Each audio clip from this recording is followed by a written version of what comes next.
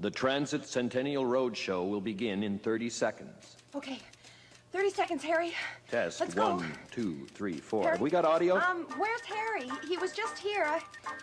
Harry! Oh, yeah, keep that one. They built that bus in Vancouver. Roll the 30s clip. Okay, let's see the Centennial logo. Upside down. Let's have it again. Can you give me a level, Megan? Okay. Hello, I'm Megan. I'm a bus driver with BC Transit, and I'm waiting for my friend Harry to arrive. He's a ghost. And then we're going to take you on a trip through 100 years of public transit. Where is he? That's fine. Thanks, Megan. Where's Harry? Oh, he'll be here. He'll fade in on cue, don't worry. People are waiting. Well, Harry's very dependable. When we were doing Megan and the Ghost, the first time he took me on this Centennial trip, he never missed a cue. I hope so, because we're starting Centennial Roadshow in 5 seconds. Stand by. Roll animation. 4, 3, 2, 1. On air.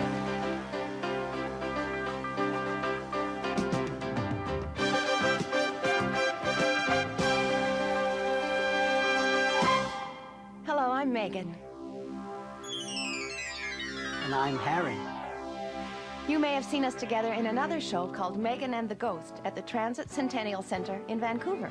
In that show, I take Megan on a trip through time to see how public transportation has developed during the past 100 years.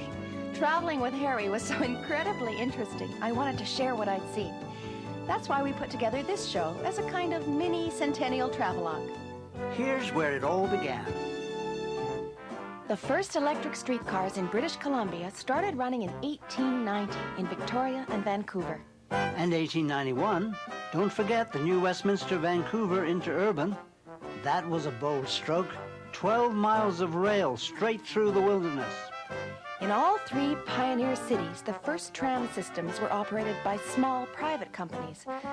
But for all their entrepreneurial zeal, the enormous task of pushing track through timberland was more than they could manage. That's how the BC Electric Railway Company came into being. It was formed from all those smaller companies in 1897. And for more than 60 years, they built lines and operated the largest public transportation network in Canada.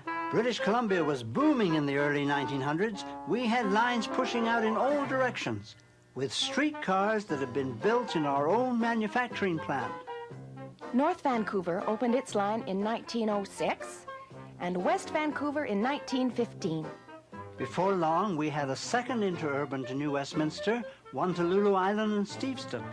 And by 1910, the longest interurban in all of North America, 64 miles, all the way to Chilliwack. Oh, we loved going out to Chilliwack for a picnic after the hustle and bustle of city life. And farmers relied on that line to carry all their produce, and especially all of Vancouver's milk supply, to market. The Saanich Victoria line opened in 1913, but farmers and residents on the island didn't really take to interurban service, and the line was closed for good in 1924. When this little pamphlet first came out in 1916, it didn't have a name, but a contest was held, and by the next week, the buzzer had been born. Ooh, the 1920s brought change. We were starting to see plenty of competition from private automobiles, and that meant improvements in service, like two-car trains, heaters, brand new colors, and hand-cranked motor buses. After the 1929 crash in the early 30s, there wasn't much surplus cash. But then, as hard times hit more people turned to public transit. Improved revenues meant improvements. Like this fancy streamlined teardrop bus built in Vancouver for our Pacific Stage Line's highway runs. And the President's Conference car we started running in '39. With gasoline and rubber shortages during the war, people didn't drive much. We were running around the clock like the factories to keep up with the demand for service. That's when women were hired for the first time. More than 100 conductorettes in Vancouver, and some of them stayed on after the war to drive the new trolley buses. By the end of the war, we had 200 streetcars and a dozen routes in Vancouver and a huge rails-to-rubber program to convert the entire system from streetcars to trolley buses. One by one, rails on the city and interurban routes were torn up and the streets repaved. There goes the observation car. From 1910 to 1950, it was one of the most popular tourist attractions in Vancouver. When the rails to rubber conversion was completed, BC Electric had the largest trolley fleet in Canada. But by the time BC Hydro took over in 1961, the whole public transit system all over North America was facing a crisis. People weren't interested in public transit. Every Tom, Dick, and Harriet had a car or two cars. People preferred the freedom of getting around on their own. All over Canada, trolley systems were closing down or being replaced by diesel. It's funny how the same cars that started out symbolizing freedom led us into traffic tie-ups and pollution problems. By the 70s, public transit was popular again. We provided an alternative to traffic tie-ups. Buses from the suburbs to downtown Vancouver. C-Bus to connect the North Shore with the downtown core again. Handy Dart service for people who can't ride on conventional buses. And when SkyTrain opened in 1986, it was the longest fully automated rapid transit system in the world.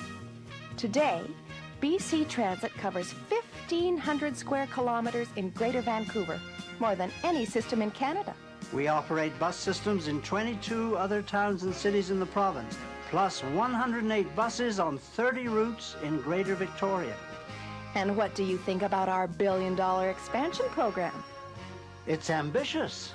Soon we'll see rapid transit from Vancouver to Richmond, a further SkyTrain extension to Wally, and another rapid transit link to Coquitlam. And articulated super buses are on the way, and I wouldn't be surprised to see a third C-Bus crossing. Maybe even a high-speed ferry from Port Moody to Vancouver.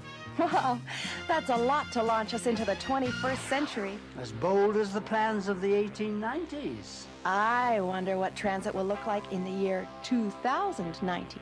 Well, people will always have to move from place to place, won't they? Yes. And we're learning that the price of private transportation is almost too high. Which makes a safe, reliable, and inexpensive public transit system a very attractive alternative. Who knows? Maybe there won't be any cars in the downtown cores 100 years from now. Oh, that would be progress. But in the meantime, BC Transit will have to be as open to change in the future as its predecessors were in the past. Because people's needs are always changing. Bring up the Centennial logo. That's our cue. To what? To stop talking. No, I was just getting warmed up. Time to go. Oh, wait, Harry, we forgot something. What? Oh. Happy Centennial, Transit. You've sure made a difference in my life. That's a wrap.